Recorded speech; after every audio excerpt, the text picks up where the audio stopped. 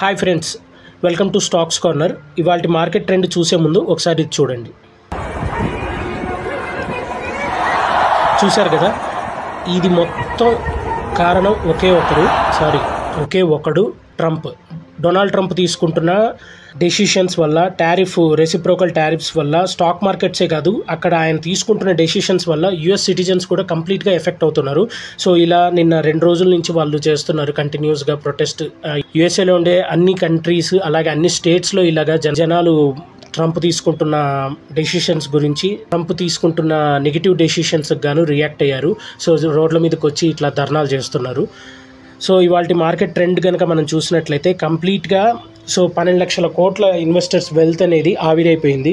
So Trump తీసుకున్న decisions వల్ల world markets అన్నీ రియాక్ట్ అయ్యాయి. దానికి మన ఇండియా ఏమీ మినహాయింపేం కాదు. సో ఆల్మోస్ట్ మన కంట్రీలో ఉండే ఇన్వెస్టర్స్ వెల్త్ అనేది 12 లక్షల కోట్ల వరకు ఆవిరైపోయింది. సో ఇండియా టుడే అయితే 19 లక్షల కోట్ల వరకు ఇన్వెస్టర్స్ వెల్త్ అనేది ఆవిరైపోయిందని వాళ్ళ పోర్టల్లో మెన్షన్ చేశారు. సో అలాగే మన మార్కెట్స్ కనుక చూసినట్లయితే సెక్టోరియల్ వైజ్గా చూసినట్లయితే 6.7% వరకు మెటల్ ఇండెక్స్ పడిపోయింది. రియాలిటీ సెక్టర్ అయితే 5.6% వరకు పడిపోయింది. పిఎస్యు, బ్యాంక్, ఎనర్జీ, ఐటీ అలాగే మిగిలిన సెక్టార్స్ అన్ని 2.5 to 4% వరకు పడింది.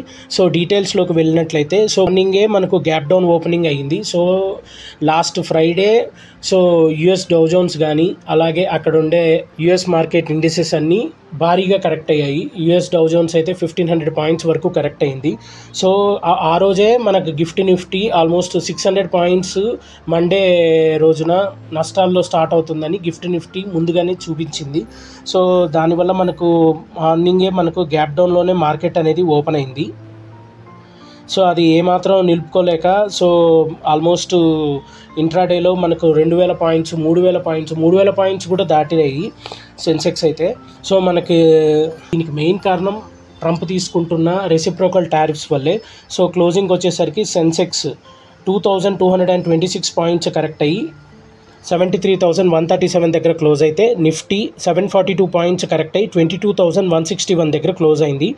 సో దీనివల్ల ఆల్మోస్ట్ ఇన్వెస్టర్స్ వెల్త్ అనేది 12 లక్షల కోట్ల వరకు ఆవిరైపోయింది. సో అలాగే బీఎస్సీలో లిస్ట్ అయిన కంపెనీస్ యొక్క మార్కెట్ క్యాపిటలైజేషన్ కనుక మనం చూసినట్లయితే ఇనీషియల్గా ప్రీవియస్ సెషన్ వరకు 403 లక్షల కోట్లు ఉన్నట్లయితే అది 390 లక్షల కోట్ల వరకు తగ్గింది. So which is very bad. అలాగే మనం ఏషియన్ మార్కెట్స్ వరకు చూసినట్లయితే అన్ని మార్కెట్స్ ఇండిసెస్ అనేవి కరెక్ట్ అయినాయి. సో మనం కనుక చూసినట్లయితే హాంకాంగ్ ఇండెక్స్ 13.6 కరెక్ట్ అయింది, తైవాన్ 9.6, జపాన్ 9.5, ఇటలీ 8.4, ఇలా అన్ని మార్కెట్స్ నష్టపోతూ వచ్చాయి. సో మన మార్కెట్స్ అయితే 4.3% వరకు కరెక్ట్ అయింది.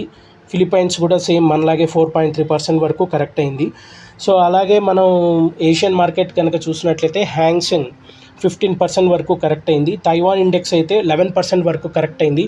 వాళ్ళ కంట్రీలోనే ఇదే బిగ్గెస్ట్ ఫాల్ అంట.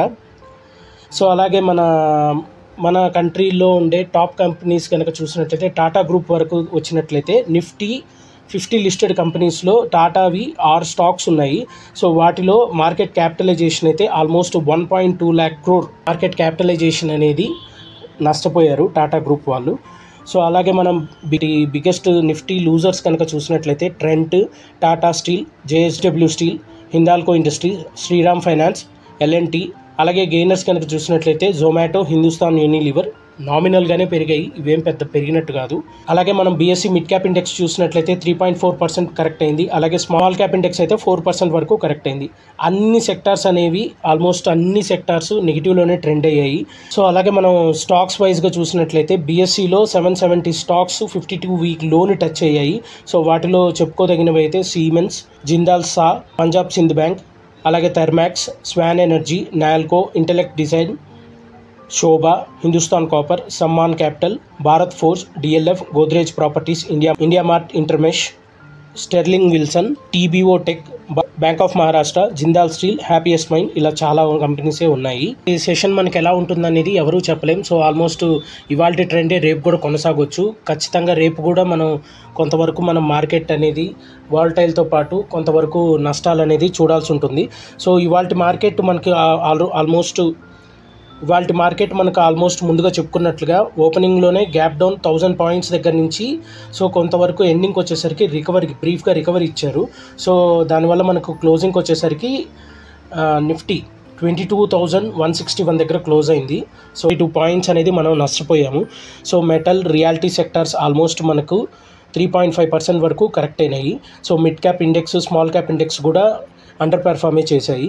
సో మనకు రేపటి సెషన్లో ఎలా ఉంటుంది అని చెప్పేసి కంట్రోల్లో మేము చూసిన రీసెర్చ్లో ఆదిత్య గగ్గర్ అనే అనలిస్ట్ ప్రోగ్రెసివ్ షేర్స్లో ఆయన డైరెక్టర్ అనమాట. సో వారు చెప్తున్న విధంగా రేపటి సెషన్ ఎలా ఉండొచ్చు అని అంటే ఇమీడియట్ సపోర్ట్ అయితే మనకు నిఫ్టీలో 21,750 దగ్గర ఉంటుంది. అలాగే రెసిస్టెన్స్ అనేది 22,300 దగ్గర ఉంటుంది. సో అలాగే వారు ఏం చెప్తున్నారంటే సో ఒకవేళ మనకు ఏదన్నా పాజిటివ్ న్యూస్ కనుక ట్రంప్ తీసుకున్న టారిఫ్స్ గురించి మనకి ఏదైనా పాజిటివ్ న్యూస్ కనుక ఉంటే మనకు కొంతవరకు రికవరీ అనేది ఉంటుంది. ఒకవేళ రికవరీ కనుక లేకపోతే మాత్రం ఇవాల్టి జరిగిన సెషన్ కంటే రేపు అలాగే కంటిన్యూ అయ్యి సో కొంతవరకు మనం లోవర్ లెవెల్స్ అనేది చూడాల్సి ఉంటుంది అని చెప్తున్నారు. సో మీకు అలాగే నేను ఏదైతే డేటా అనేది ఈ వీడియోలో పెట్టానో సో మీకు అది టెలిగ్రామ్ ఛానల్ కూడా ఓపెన్ చేశాము. స్టాక్స్ కార్నర్ అనే పేరుతోనే ఉంటుంది. సో మీకు అది టెలిగ్రామ్ ఛానల్లో సో మీకు ఏదైతే డేటా అన్ని మార్కెట్స్ ఏవైతే కరెక్ట్ అయ్యాయో అలాగే ఇప్పుడు చెప్పుకున్న డేటా ఏదైతే ఉందో సో అవన్నీ నేను ఇంక్లూడ్ చేస్తాను. ఎవరికైనా నచ్చినట్లయితే మన టెలిగ్రామ్ ఛానల్ని కూడా ఫాలో అవ్వండి. లింక్ నేను డిస్క్రిప్షన్లో పెట్టాను, ఫాలో అవ్వండి. సో మేము చెప్పిన వీడియో అలాగే మేము చేసిన కంటెంట్ మీకు నచ్చినట్లయితే తప్పకుండా వీడియోని లైక్ చేయండి. అలాగే ఈ వీడియోని మీ ఫ్యామిలీ, ఫ్రెండ్స్ గ్రూప్లో షేర్ చేయండి. అండ్ మార్కెట్ అప్డేట్స్ గురించి డైలీ తెలుసుకోవాలనుకున్నా, స్టాక్ మార్కెట్ గురించి నాలెడ్జ్ గెయిన్ చేయాలనుకున్నా మన ఛానల్ని సబ్స్క్రైబ్ చేయండి. Stocks corner by Shivanath. Thank you.